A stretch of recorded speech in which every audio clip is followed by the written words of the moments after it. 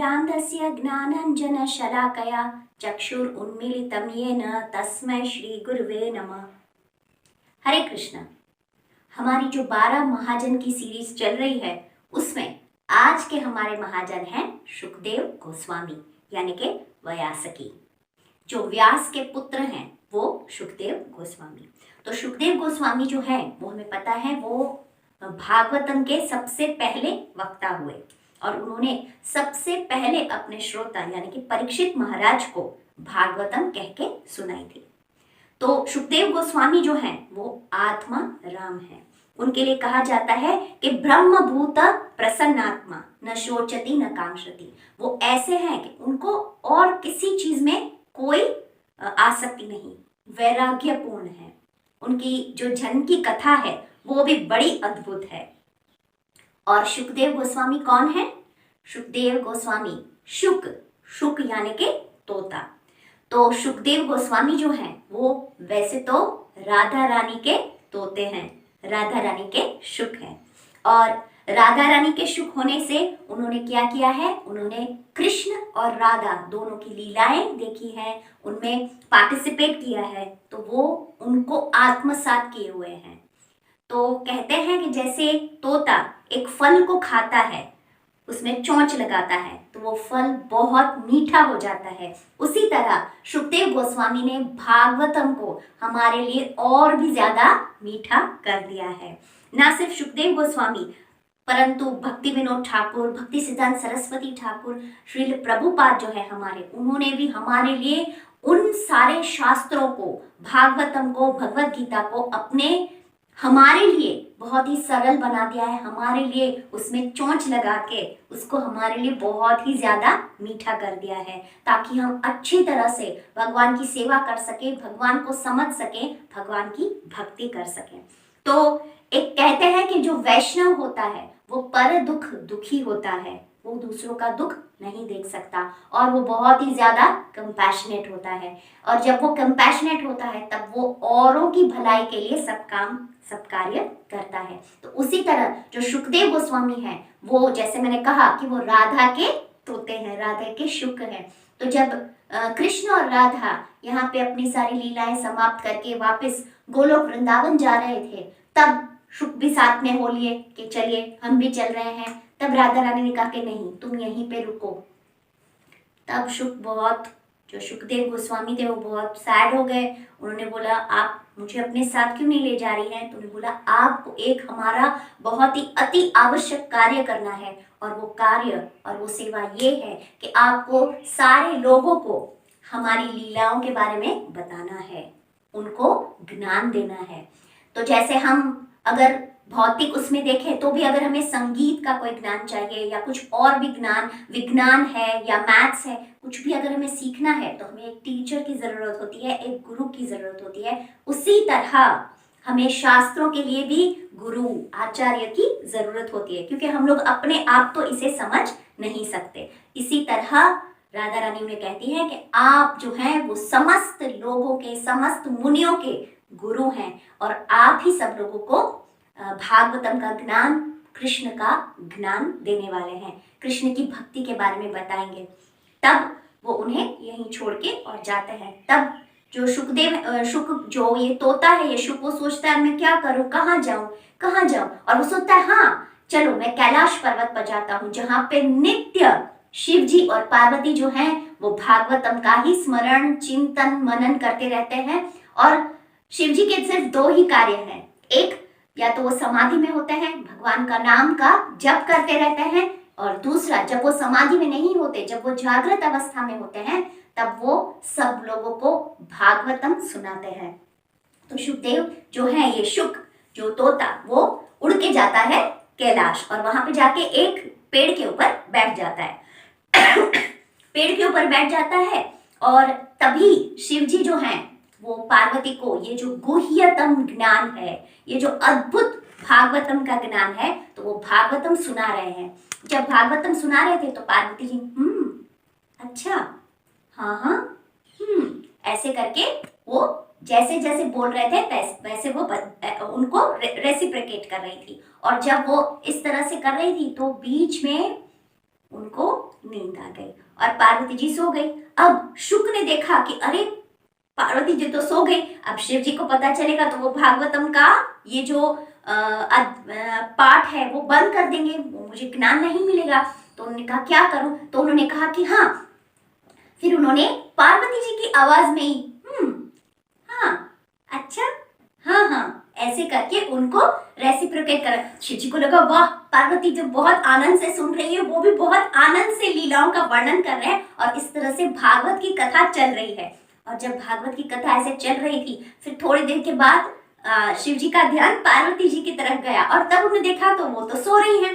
तो वो सोचने लगे अरे अगर पार्वती जी सो रही हैं तो मुझे ये जवाब कौन दे रहा है, करके ऐसे जवाब कौन दे रहा है। और तब उन्होंने देखा, सीधा उनका ध्यान गया ऊपर पेड़ के ऊपर, वहां पे जो ये शुक यानी कि ये तोता बैठा होता है। तो वो गुस्सा हो गए कि अरे एक अनअधिकारी को मैं कैसे ज्ञान दे सकता हूँ ये, इसलिए उन्होंने अपना त्रिशूल उठाया उसको मारने के लिए। तो तोता वहां से उड़ा और शिव जी उसके पीछे पीछे, और शुक उड़ते उड़ते उड़ते और पहुंच गए बद्रिकाश्रम। बद्रिकाश्रम पहुंचे, वहां पे व्यास जी और उनकी पत्नी वो भी वहां बैठे हुए थे और व्यास जी भी अपनी पत्नी को भागवतम सुना रहे थे। और जब वो भागवतम सुना रहे थे और कृष्ण की लीलाएं चल रही थी, तो जैसे ही व्यास जी ने उनकी पत्नी को बोला कि इस तरह से पूतना आई और उसने अपने स्तन पे लगा लिया था जहर, तो उनका मुंह ऐसे खुल गया। हाँ हाँ, वो बहुत ही आश्चर्यचकित और बहुत, फिर भी उन्होंने पूतना का वध कर दिया तो और भी आश्चर्य, क्या इतना छोटा सा लल्ला, इतना छोटा सा काना। जैसे वो एक लीला का वर्णन कर रहे थे, उनका मुंह खुल रहा था और जैसे वो सुनते सुनते उनका मुंह खुल रहा था तो ये शुक उड़ते उड़ते आया और उनके मुंह में अंदर चला गया। ये तोता अंदर चला गया और उनके गर्भ में चला गया और वे गर्भवती हो गई। तब व्यासदेव जी को पता चल गया कि ये मैंने जो प्रार्थना की थी विष्णु जी से कि मेरे पास एक भी ऐसा कोई शिष्य नहीं है जो अच्छे से भागवतम सबको सुना सके, इसीलिए मैंने जो उनसे प्रार्थना की थी कि अगर शिष्य नहीं तो कोई बात नहीं, मुझे एक ऐसा पुत्र दे दीजिए जो सब लोगों का गुरु हो और जो सब लोगों को भागवतम का ज्ञान दे सके। तो ये भगवान ने मेरी जो प्रार्थना है वो सुन ली है और इसीलिए ये जो शुकदेव जी हैं जो अभी मेरी पत्नी के गर्भ में हैं, जो मेरे बेटे की जैसे आने वाले हैं, वो भागवतम का वितरण इस तरह से भागवतम का ज्ञान सबको देने वाले हैं। तब शिव जी वहां पे आए और उन्होंने कहा अरे तुमने किसी तोते को देखा यहाँ पे। तब वो बताते कि हाँ, वो शुक जो है जिन्होंने आपके पास से भागवतम सुनी, अब उनको तो कौन मार सकता है। एक बार जिसने भागवतम सुन ली वो अभय हो जाता है, निर्भय हो जाता है। तब शिव जी भी मुस्कुराते हैं और उनको पता चल जाता है कि शुकदेव जी और कोई नहीं, राधिका के तोते यानी कि शुक हैं। और इस तरह से जो व्यास जी हैं वो राह देख रहे हैं कि बेटा अभी आप बाहर आओ, बाहर आओ। वो कहता है पिताजी मैं बाहर नहीं आऊंगा, 1 साल हो गया, 3 साल हो गए। कहीं कहीं पे लिखा हुआ है कि 12 साल तक वो अपनी माता के गर्भ में रहे और कहीं कहीं पे ये भी लिखा हुआ है कि 16 साल तक वो अपनी माता के गर्भ में ही थे, वो बाहर ही नहीं निकले क्योंकि वो डर रहे थे कि मैं जैसे ही बाहर आऊंगा तो मुझे माया पकड़ लेगी। तो इस तरह से वो अंदर अपने गर्भ में ही बैठे हैं और भगवान का चिंतन और भगवान की लीलाओं का आस्वादन अपने आप में ही ले रहे हैं, आत्मा राम जिसे कहेंगे। इस तरह से सुखदेव गोस्वामी अभी भी अपने माता के घर में है। व्यास जी कहते हैं बेटा बाहर निकलो, अभी आपकी माता को बहुत कष्ट हो रहा है। उसने बोला मैं बाहर नहीं आऊंगा, माया मुझे पकड़ लेगी। तब वो कहते हैं ठीक है, मैं भगवान से आपके लिए वरदान मांगता हूँ कि आपको माया का स्पर्श भी नहीं होगा। तो जैसे ही उन्होंने ऐसा बोला, सुखदेव गोस्वामी बाहर निकले और निकलते ही भागने लगे जंगल की ओर। जंगल की ओर जैसे भागे, ना कोई यज्ञोपवीत संस्कार ना कोई और संस्कार, सीधे भागने लगे। और क्यों संस्कारों की जरूरत नहीं पड़ी सुखदेव गोस्वामी को? क्योंकि वो राधा जी के तोते या राधा जी के शुक थे। इस तरह से वो जो है राधिका के जो शुक है वो परम ज्ञानी और इतने ज्ञान से पूर्ण है कि वो हमारे लिए सारे कष्टों को सहन करते हुए हम लोगों को भागवतम देने के लिए इस संसार में रुक गए।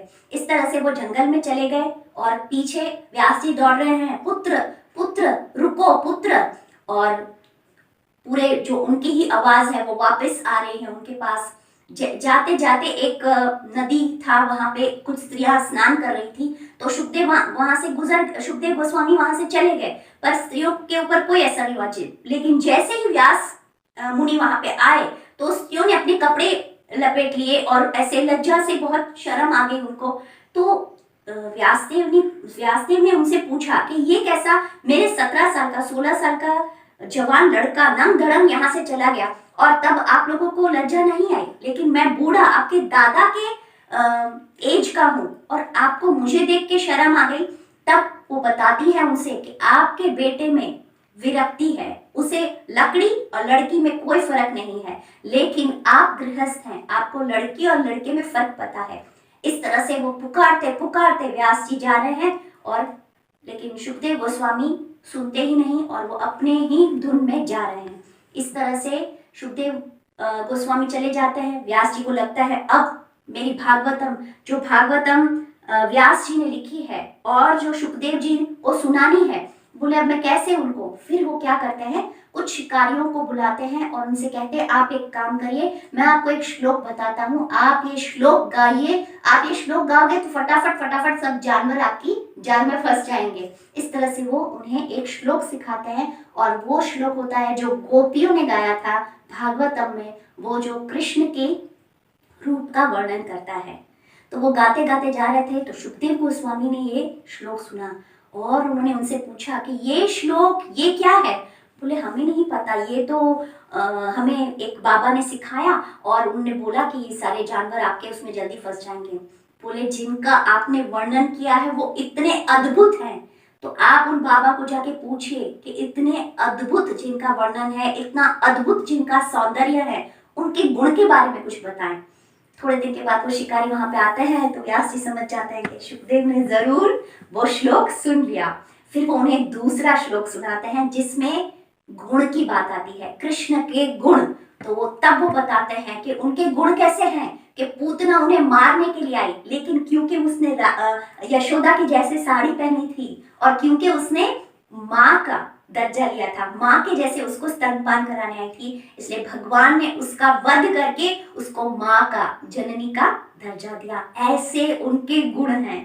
तो जब इस श्लोक का उन्होंने सुना, ये श्लोक सुना, तब तो वो इतने भाव में आ गए कि वो सीधे दौड़े, जहां से दौड़ के निकले थे, जंगल भाग के गए थे, उसी जगह पे आए और व्यास जी के चरणों में बैठ के उन्होंने पूरी भागवतम सुनी और फिर उनको भगवान की कृपा से, भगवान की अरेंजमेंट से ये लीला करनी थी और वो पहुंच गए गंगा के किनारे। वहां पहुंचे तो वहां पे भी बहुत सारे ऋषि मुनि सब लोग इकट्ठा हुए थे। क्यों? क्योंकि परीक्षित महाराज वहां पे बैठे हुए थे, राह देख रहे थे किसी गुरु की जो उनके प्रश्न का जवाब दे सके। परीक्षित महाराज सारे साधु संतों आचार्यों से पूछ रहे थे कि ऐसे जीव को, ऐसे व्यक्ति को क्या करना चाहिए जिसकी मृत्यु समीप हो। ये प्रश्न वो सबसे पूछ रहे थे, क्योंकि हम जानते हैं कि परीक्षित महाराज को भी श्राप मिला था श्रृंगी से। उन्होंने श्राप दिया था क्योंकि उन्होंने उनके पिता के गले में मरा हुआ सर्प डाल दिया था, इसलिए उन्होंने श्राप दिया था कि 7 दिन के अंदर परीक्षित राजा को तक्षक नाम का सर्प डस लेगा। तो इस तरह से परीक्षित महाराज जो थे उन्होंने भी सब कुछ छोड़ दिया, और क्योंकि वो जानते थे कि वो उन्हें कोई अच्छा गुरु मिलेगा जो उन्हें भगवान के पास पहुंचाएगा। तो इस तरह से जो सुखदेव गोस्वामी है वो वहां पहुंचते हैं और जो परीक्षित महाराज है वो उनसे ये प्रश्न पूछते हैं और इस तरह से भागवतम शुरू होती है और एक करके परीक्षित महाराज के सारे प्रश्नों के उत्तर बहुत अच्छे से सुखदेव गोस्वामी उन्हें देते हैं। तो इस तरह से इन दोनों जो पहले वक्ता हैं सुखदेव गोस्वामी और जो पहले श्रोता है परीक्षित महाराज, उन दोनों की वजह से हम लोगों को भागवतम मिली है। तो ये हमारे बहुत ही स्पेशल महाजन है सुखदेव गोस्वामी। क्यों? क्योंकि उन्होंने हमें भागवतम दी है। और सिर्फ ऐसा नहीं है कि भागवतम, लेकिन वो राधा कृष्ण के बहुत बड़े भक्त भी हैं। और जब हम किसी भक्त के मुंह से भागवतम सुनते हैं तो हमारे ऊपर और ज्यादा उसका असर होता है। तो इस तरह से जो चैतन्य महाप्रभु हैं उनकी लीलाओं का भी वर्णन जिन्होंने किया है वो है कृष्णदास कविराज गोस्वामी। तो वो चैतन्य चरितामृत के सुखदेव गोस्वामी हैं। तो ऐसे जो आचार्य हैं, ऐसे जो गुरु हैं, वो जो हैं शाश्वत काल के लिए हमारे गुरु हैं। तो हम सब उनको प्रणाम करते हैं। और जो फर्स्ट कैंटो है श्रीमद् भागवतम का पहला स्कंद है, उसमें जो दूसरा अध्याय है, उसमें दूसरा और तीसरा जो श्लोक है, उसमें सुत गोस्वामी जो है वो नैमिषारण्य में बैठे हुए हैं और शौनकादि ऋषि भी उनसे सवाल पूछ रहे हैं और उनको कहते हैं कि आप हमें बताएं कि हमें हमारा जीवन सफल कैसे करना है। तब वो कहते हैं कि मैं आपको वही भागवतम सुनाता हूं जो मुझे मेरे गुरु ने सुनाया था। उनके गुरु यानी सुखदेव गोस्वामी। जब ये सारे लोग यहाँ पे गंगा के किनारे इकट्ठा हुए थे और सुखदेव गोस्वामी भागवतम कह रहे थे, तब सुत गोस्वामी भी वहां बैठे हुए थे और ये सुन रहे थे। तब सुत गोस्वामी ने भागवतम शुरू करने से पहले अपने गुरु को प्रणाम किया और उन्होंने उनका मंगलाचरण, उनको दंडवत प्रणाम किया। और वो कहते हैं, सुत गोस्वामी कहते हैं कि मैं समस्त मुनियों के गुरु व्यासदेव के पुत्र यानी सुखदेव को सादर नमस्कार करता हूँ, जिन्होंने संसार के गहन अंधकार में भोगों को पार करने के लिए जो संघर्षशील उन निपट भौतिकतावादियों के प्रति अनुकंपा करके वैदिक ज्ञान के सार रूप इस परम गुह्य पुराण को स्वयं आत्मसात करने के बाद अनुभव द्वारा कह सुनाया। तो इस तरह से उनके गुरु का बखान करते हैं और फिर उनके चरण में दंडवत प्रणाम करके और फिर भागवतम की कथा शुरू करते हैं।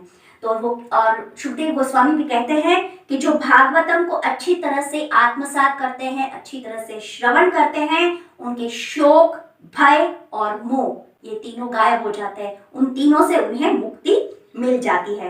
तो हम लोग भी इन सब आचार्यों को, गुरु को प्रणाम करेंगे और उनसे प्रार्थना करेंगे कि वे भी हमें शक्ति दे तो हम अच्छे से श्रवण करें। और अच्छे से श्रवण करके सुखदेव गोस्वामी हमें 3 बातें कहते हैं, here, glorify and meditate on Krishna.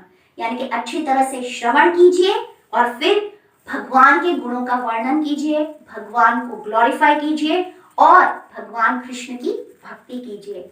तो हम केवल उनके चरण कमलों में प्रार्थना कर सकते हैं कि वे हम पर कृपा करें कि हम उनके जैसे थोड़ा सा अच्छे से श्रवण और कीर्तन और कृष्ण की भक्ति कर सके।